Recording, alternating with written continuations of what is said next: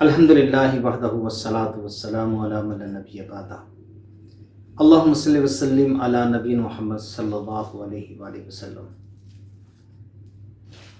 دین اسلام جو ہے یہ خیر کا دین ہے، خیر کا مذہب ہے، اس کے اندر عافیت ہے۔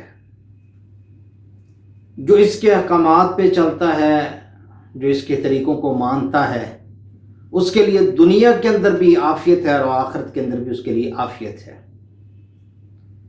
کیونکہ دین پاکیزگی سکھاتا ہے۔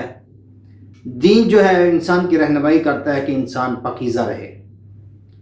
آپ ایک اگزامپل صرف وضو کے بعد والی لے لیں کہ جب انسان وضو کر کے دعا پڑھتا ہے تو ساتھ ہی ایک دعا کرتا ہے، اللہم اجعلنی من التوابین، اللہ مجھے بہت زیادہ توبہ کرنے والا بنا دے، وجعلنی من المتطہرین، یا اللہ مجھے پاک، جو بہت زیادہ پاک ہے، مجھے پاک بنا دے، پاک صاف ستھرا۔ یہ اسلام نے تعلیم دی ہے۔ یہ جو پاکیزگی ہے یہ انسان کو خاک سے اٹھا کر بلندی پر لے جاتی ہے۔ اسی طرح کی ایک پاکیزگی کا تذکرہ میں آپ کے سامنے کرنے والا ہوں۔ یہ واقعہ عرب کے اندر رونما ہوا، پیش آیا کہ ایک لڑکی تھی، اسے جو ہوتا ہے جیسے کہ ریسرچ کرنے کے لیے اپنے جو دور دراز علاقے ہوتے ہیں جہاں بستیاں تباہ ہو جاتی ہیں، ان علاقوں کے اندر سرچ کرنے کے لیے گئی۔ ساتھ پورے کالج کی لڑکیاں تھیں اور وہ وہاں جا کے اپنے تحقیقاتی کام میں لگ گئے۔ تو جیسے ہی یہ لڑکیاں پوری تحقیقاتی معاملے لگ گئی تو ایک لڑکی ان میں سے نہ چلتے چلتے کہیں دور نکل گئی۔ پیچھے سے دوسروں کا ٹائم ہوا، وہ گاڑی میں بیٹھے اور سب چلے گئی لڑکیاں اور جو ساتھ ٹیچر وغیرہ تھے، تو یہ لڑکی بیچاری وہیں رہ گئی۔ اسے بہت ڈر لگا، خوف آیا کہ اب یہاں کوئی بھی نہیں ہے، لیکن جہاں سے گاڑی گئی تھی وہاں کے رک گئی کہ شاید وہ آگے جا کے ان کو جو ہے یاد آئے اور وہ واپس آ جائیں۔ تو وہ کہہ رہی کہ میں خوف زد ہو گئی اس معاملے کے اندر۔ کافی دیر انتظار کرنے کے بعد جب وہ واپس نہ آئے تو میں نے کہا چلو تھوڑی سی ہمت کرتی ہوں اور ادھر ادھر دیکھتی ہوں کہ شاید مجھے کوئی ایسی زندگی کے آثار نظر آ جائیں جو میری رہنمائی کر سکے۔ لیکن میں نے چاروں طرف گھوم گھام کے دیکھا، مجھے کچھ نظر نہ آیا۔ لیکن پھر میں ایک سمت پہ چل پڑی۔ چلتے چلتے میں نے دیکھا ایک جھونپڑی ہے، تو میں نے وہاں آواز دی، تو آواز میں سے سامنے سے ایک نوجوان لڑکا جس کی عمر تقریباً 20-22 سال کے قریب ہو گئی، وہ نوجوان نکلا۔ جب وہ نوجوان باہر نکلا تو میں خوفزدہ ہو گئی۔ پہلے مجھے خوف یہ تھا کہ میں اکیلی ہوں، اب مجھے یہ خوف ہے کہ سامنے والا بھی میرا ہم عمر جوان ہے، تو میری تو عزت کو خطرہ ہے۔ یہ ہوتی ہے پاکیزہ معاملات۔ وہ اللہ سے ڈرنے والی اور لڑکی تھی، تو اس نے کہا کہ یہ تو معاملہ خراب ہو گیا۔ اب اس نوجوان کو کہا کہ میں ادھر آئی تھی، ریسرچ کے لیے آئی تھی، لیکن انفارچونیٹلی میری وہ گاڑی نکل گئی، مجھے چھوڑ گئے پیچھے، تو شام ہونے کو آ گئی ہے، میں پریشان ہوں۔ اس نے کہا کوئی بات نہیں، آپ ادھر رہ لیں، میرے جو یہ خیمہ ہے۔ کہتی مجھے نیند کہاں سے آئے۔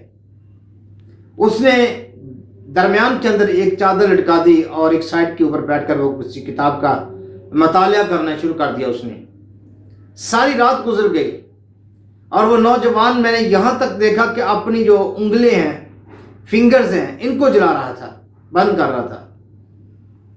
تو میں نے پریشانی کے عالم دن چڑھ گیا، میں نے اسے کچھ نہ پوچھا، اور صبح اس نے بستی ایک تھی وہاں جا کے مجھے چھوڑا اور میں گاڑی میں بیٹھ کے اپنے گھر چلے گئی۔ تو میں نے اپنے والدین کو جا کے یہ بات بتائی کہ وہاں میرے ساتھ یہ ماجرا پیش ہوا، تو میرے والد کو یقین نہیں آیا اس بات کے اوپر۔ تو اس نے میرے والد جو ہے وہ اجنبی بن کے اس بستی کے اس علاقے کے اندر گیا اور وہ اتفاق سے وہی نوجوان مل گیا۔ تو والد نے کہا میں اجنبی ہوں، اور اب باتیں شروع ہو گئی، اور باتیں کرنے کے بعد انہوں نے اس نے رستہ پوچھا، اس نے رستہ بتایا، تو دیکھا اس کی جو ہاتھ کی انگلی ہیں وہ جلی ہوئی تھی، اس کو پٹی باندھی ہوئی تھی۔ تو باپ نے اس سے پوچھا کہ بھئی یہ آپ کی انگلیوں پر کیا ہوا؟